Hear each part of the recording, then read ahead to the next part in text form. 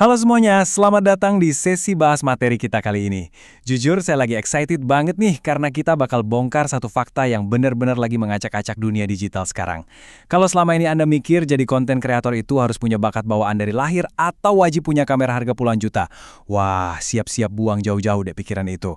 Berdasarkan materi yang kita bedah hari ini, ternyata di era modern ini, jadi kreator itu sama sekali nggak butuh bakat alami. Semuanya udah berubah total. Coba deh tanya ke diri sendiri. Emang bener ya butuh bakat buat jadi konten kreator?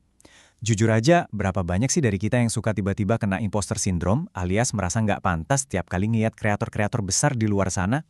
Kita tuh sering banget berasumsi kalau mau sukses, ya harus berpenampilan super menarik, jago banget ngomong di depan kamera, atau punya karisma bawaan yang orang biasa kayak kita ini nggak punya.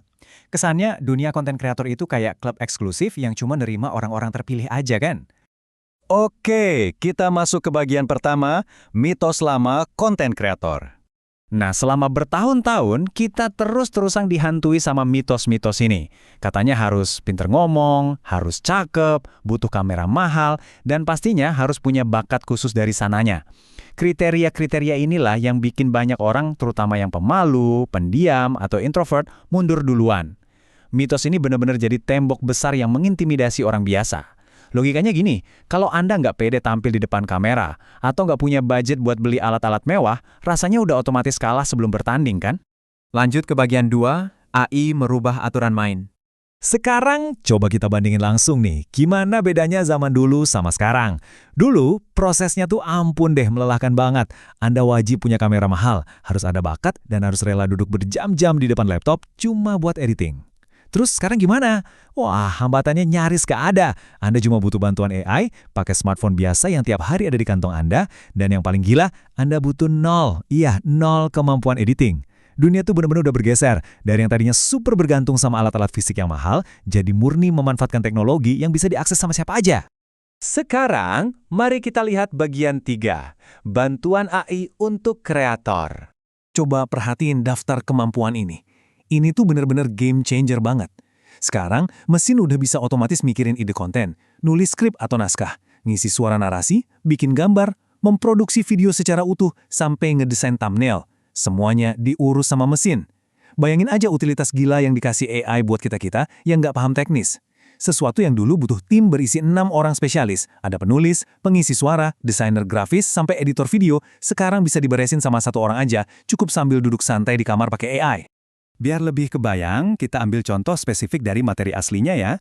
Dulu, yang namanya nulis skrip, itu artinya Anda harus duduk berjam-jam, muter otak, dan pusing nyari kata-kata yang pas. Nah sekarang, Anda tinggal ketik instruksi simple, misalnya, buatkan konten tentang keuangan untuk anak muda. Terus, boom! Dalam hitungan detik aja, skrip Anda langsung jadi dengan struktur yang super rapi. Dari yang awalnya bikin frustrasi dan ngabisin waktu berjam-jam, sekarang kelar cuma dalam hitungan detik. Keren banget kan? Terus, gimana soal produksinya? Gini, kalau dulu Anda terlalu malu buat ngerekam suara sendiri, atau bener-bener buta soal desain grafis, ya udah itu tamatlah riwayat karir Anda sebelum dimulai. Tapi sekarang beda cerita. AI bisa ngasih suara narator yang smooth dan profesional banget. Nggak bisa desain? Gampang. Tinggal ketik aja, buat thumbnail tentang orang miskin yang terlilit hutang.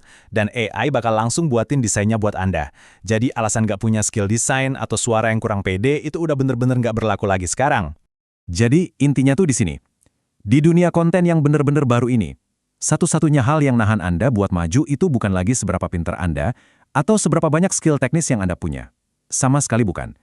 Hambatan terbesar sekarang murni cuma seberapa besar kemauan Anda buat belajar dan beradaptasi. AI itu udah meratakan lapangan permainannya buat kita semua. Masuk ke bagian 4, kekuatan utama manusia. Tapi ingat, AI itu pada akhirnya cuma sebuah alat bantu. Kalau kita bedah lebih dalam soal anatomi video yang viral, ternyata porsi terbesarnya, sekitar 80%, itu justru datang dari strategi dan emosi manusia. Alat AI memang menyumbang sekitar 20% buat bikin produksi teknis jadi lebih efisien. Tapi gimana cara kita sebagai manusia memainkannya lah yang jadi kunci penentu. Itu yang nentuin apakah konten tersebut bakal meledak atau biasa-biasa aja. Nah ini dia, elemen-elemen manusia yang bener-bener nggak akan bisa digantiin sama AI sampai kapanpun. Apa aja itu? Kejelian milih judul yang memancing klik, insting buat bikin penonton penasaran, kedisiplinan tinggi buat upload konten secara konsisten, terus kemampuan buat benar-benar memahami apa yang bikin penonton merasa sedih, marah, atau terinspirasi. Dan yang paling krusial, kemampuan membangun ikatan dan hubungan yang nyata sama audiens. AI itu mesin, dia nggak punya empati, cuma Anda, manusia, yang punya itu. Ini nyambung banget sama salah satu kutipan paling ngena dari sumber materi kita kali ini. Algoritma menyukai konsistensi, tetapi manusia menyukai emosi. Wah, ini filosofi intinya banget sih. Anda pakai AI dan menjaga konsistensi buat nyenengin algoritma pencarian, tapi ingat, di ujung layar sana, yang nonton itu manusia sungguhan. Dan yang namanya manusia, mereka selalu nyari koneksi emosional yang cuma bisa dikasih sama kreator manusia. Oke, kita ke bagian 5. Mulai adaptasi hari ini. Ini ada semacam tamparan realita yang lumayan ngena dari sumber yang kita bahas.